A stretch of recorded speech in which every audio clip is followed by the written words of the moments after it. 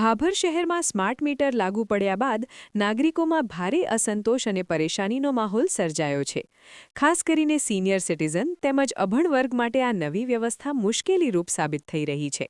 લોકોનો આક્ષેપ છે કે નજીવા બિલ બાકી હોવા છતાં કોઈપણ પૂર્વ જાણ કર્યા વગર સીધી જ વીજ પુરવઠો કપાઈ જાય છે, જેના કારણે દૈનિક જીવન પર ગંભીર અસર પડી રહી છે. ઘણા લોકો એવા છે જેમને મોબાઈલ મેસેજ અથવા ઓનલાઈન માહિતી મેળવવાની સગવડ નથી, જેના કારણે બિલ બાકી રહે છે અને અચાનક લાઇટ કપાઈ જતાં તેઓ મુશ્કેલીમાં મુકાઈ જાય છે. ખાસ કરીને વૃદ્ધો માટે આ પરિસ્થિતિ વધુ કઠિન બની રહી છે, કારણ કે તેમને ટેકનોલોજીનો ઉપયોગ કરવો મુશ્કેલ પડે છે. આ ઉપરાંત નાનું પેમેન્ટ બાકી હોવા છતાં પણ વિદ્યુત વિભાગ દ્વારા દંડ વસૂલવામાં આવતો હોવાનો લોકો આક્ષેપ કરી રહ્યા છે. કેટલાક કિસ્સાઓમાં તો ગ્રાહકો દ્વારા બિલ ભરાઈ ગયા બાદ પણ લાઇટ કપાઈ ગયાના બનાવો સામે આવ્યા છે, જેનાથી લોકોમાં રોષ ફેલાયો છે. સ્થાનિક નાગરિકોએ માંગણી કરી છે કે વિદ્યુત વિભાગ દ્વારા લાઇટ કપાતા પહેલા યોગ્ય નોટિસ આપવામાં આવે, તેમજ સિનિયર સિટીઝન અને અભણ લોકો માટે ખાસ વ્યવસ્થા કરવામાં આવે. સાથે સાથે ટેકનિકલ ખામીઓ દૂર કરી ગ્રાહકોને સરળ અને પારદર્શક સેવા આપવામાં આવે તે જરૂરી બન્યું છે. આ મુદ્દે તંત્ર દ્વારા તાત્કાલિક ધ્યાન આપી યોગ્ય ઉકેલ લાવવામાં આવે. અહેવાલ સોમાભાઈ જે Raval, S1 Gujarati channel, Bhabhar, Banaskantha. Hello, મારું નામ મહેશ કુમાર બોકરદાસ અકાણી છે. લાલાભાઈ લોખંડવાળા તરીકે મને બજારમાં ઓળખવામાં આવે છે. 41 વર્ષથી મારી બજારમાં દુકાન છે, મહેશ એગ્રો સેન્ટર નામની. મારું લાઇટ બિલ મેં 12 માર્ચે ભરેલું હતું અને 400 રૂપિયા જેવી રકમ બાકી હતી. અને આ લોકોએ માર્ચ મહિનામાં કંઈ એવી ઝુંબેશ હોય છે કે લાઇટ બિલ ભરેલું ન હોય તો કાપી નાખવામાં આવે, પણ ત્યાંથી જીઈબીમાંથી કોઈ આવો મેસેજ આપવામાં આવતો નથી. ફોન નંબર સેટ કરેલો હોવા છતાં એ નંબર ઉપર નથી કોઈ મેસેજ આવતો. તો પછી એમને આવી જાણ કર્યા વગર એ લોકો અમારો કઈ રીતે અમારું મીટરનું કાપી શકે? અને લાઇટ બિલ એ ડાયરેક્ટ લાઇટ કાપ્યા પછી મેં એમને ફોન ઉપર જાણકારી આપી તો એમનો માણસ આવ્યો. 500 રૂપિયાની મેં 11:15 વાગે પાવતી પડાવી છે અને 2:30 વાગ્યા સુધી એ લોકોએ મારી લાઇટ દુકાનની ચાલુ નથી કરી. આ બાબતે મેં વારંવાર ફોન કર્યો છે.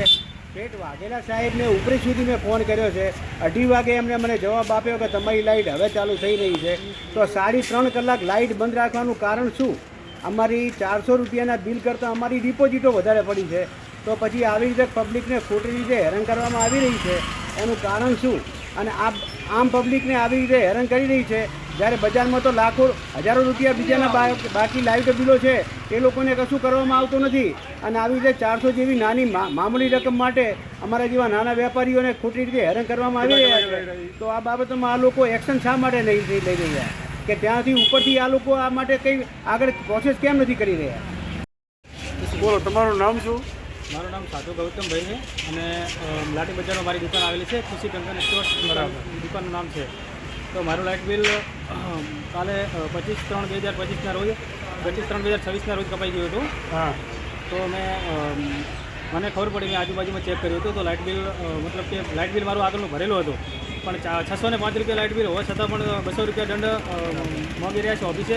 અને પ્લસની અંદર ત્યાં લાઇન બહુ હોય છે, મતલબ દંડ ભરવાવાળા નથી. ઓછું લાઇટ બિલ હોવા છતાં પણ લાઇટ કાપી રહ્યા છે. તમારે આ મહિનામાં કેટલી વાર લાઇટ બિલ કાઢ્યું?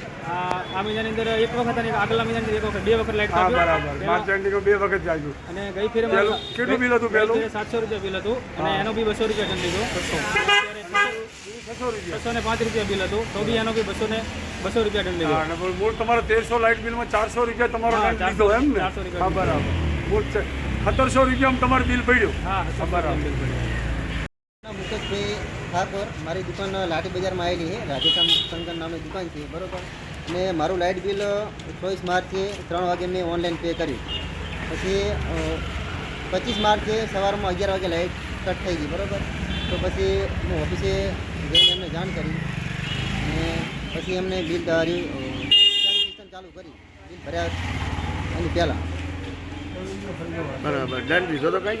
ના, દંડ લીધો નથી, પણ તેનો મતલબ કે અહીંથી કંઈક અમને શું, અમે 24 માર્ચે બિલ ભર્યું ને તો અમને 25 તારીખે લાઇટ બંધ કરી નાખી. મેસેજ આવ્યો તો તમારે? મેસેજ કોઈ આવ્યો નથી લાઇટ બિલનો. કોઈ મેસેજ નહીં એમને એમ તમારી લાઇટ કાપી નાખી. એમને લાઇટ કાપી બિલ ભર્યું 24 તારીખે બિલ ભર્યું 25 તારીખે લાઇટ કાપી નાખી. બિલ કેટલું હતું? બિલ હતું 405 રૂપિયા. હા પછી તમે ઓનલાઈન બિલ ભર્યું એનો જવાબ તમને શું મળ્યો કે ઓનલાઈન બિલ તો આપણે સાહેબ જોડે એક નાયા હતા મીટરવાળા ભાઈ. હા એમને કીધું કે ભાઈ ઓનલાઈન બિલ તમે એમને બતાવી મેસેજ કે બિલ પૈસા પે કરી નાખ્યા બરોબર. તો કે તમારું બિલ ઓનલાઈન આવશે અમારી એપ્લિકેશન દ્વારા સ્વીકારવામાં આવે. બરાબર બરાબર. અને પેટીએમનું બિલ અઠવાડિયા પછી તમારું જમા થાય અમારા તો ખાતામાં. આ લોકો એમ કહે છે કે એપ્લિકેશન ઓનલાઈન ભરવાથી તમારું બિલ ના કપાય, તો ઓનલાઈન એપ્લિકેશન તો એમને આપવી પડે ને.